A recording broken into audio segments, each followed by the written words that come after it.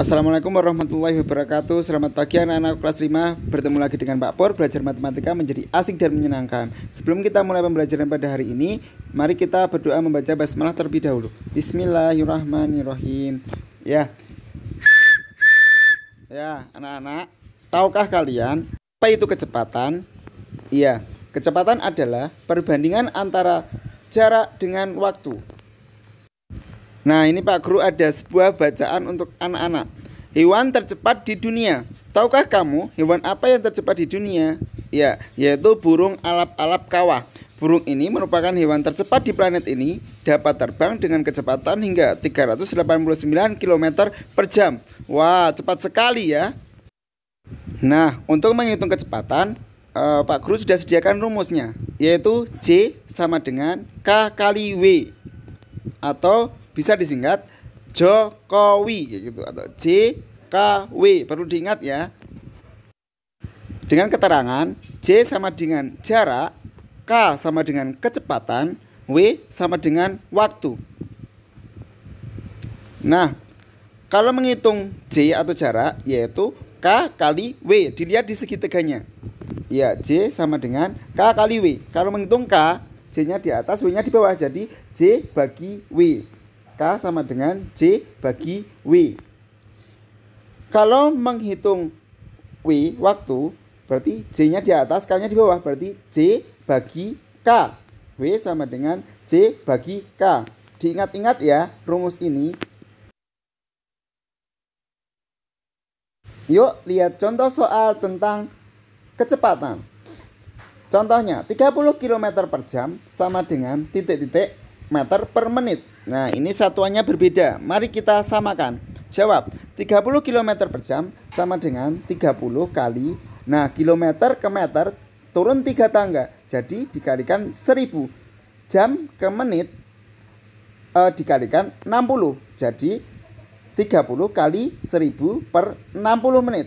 Nah, yang 30 sama 60 bisa kita sederhanakan. Dibagi 30 semua menjadi 1. Yang 60 menjadi 2. Jadi tinggal 1000 dibagi 2 sama dengan 500 meter per menit. Selanjutnya yaitu menghitung kecepatan. Wah, gimana ya menghitung kecepatan? Contoh, Pak Ali mengendarai sepeda motor selama 2 jam dan menempuh jarak 90 km. Tentukan kecepatan sepeda motor Pak Ali.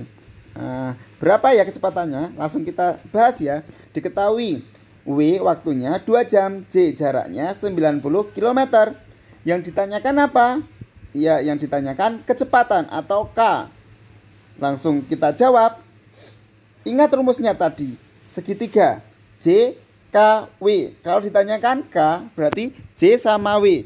J di atas, W di bawah, berarti J dibagi W. Ya, K sama dengan J bagi W. Langsung saja, J-nya 90, W-nya 2. Berarti 90 bagi 2, 45 ya satuannya kilometer per jam. Jadi kecepatan sepeda motor Pak Ali yaitu 45 km per jam.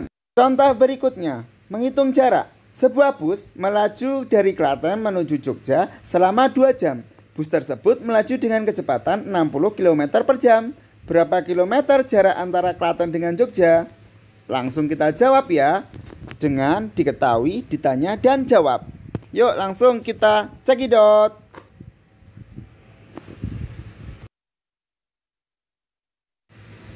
Ya, diketahui K sama dengan kecepatannya 60 km per jam. W waktunya 2 jam. Yang ditanyakan J jaraknya. Ya, diingat J K W. J sama dengan K kali W. Ya, K-nya berapa kecepatannya? 60 kali W-nya 2. Berarti 120 km. Jadi jarak antara Klaten dengan Jogja yaitu 120 km. Selanjutnya, menghitung waktu. Ya, contohnya, Ahmad berangkat ke SDIT Cendekia dengan sepeda berkecepatan 20 km per jam. Jarak rumah Ahmad ke SDIT Cendekia 5 km. Berapa lama Ahmad sampai SDIT Cendekia? Langsung kita jawab ya. Dengan diketahui, tanya jawab. Diketahui J sama dengan 5 km. Kecepatannya 20 km per jam. Yang ditanyakan W atau waktunya. Jawab. Diingat J K W. Kalau W berarti J bagi K. K. Ya. J-nya berapa? 5. K-nya 20. Berarti 5/20. Nah, 5 sama 20 bisa disederhanakan, dibagi 5 semua menjadi 1/4. Kilometernya dicoret semua. Jadi waktunya sama dengan 1/4 jam atau 15 menit. Jadi Ahmad sampai SDIT Cendekia butuh waktu 15 menit. Contoh berikutnya, Pak Usin mengendarai mobil melaju dari Klaten ke Semarang menempuh jarak 120 km. Kecepatan mobil 60 km per jam. Berangkat dari Klaten pukul 7.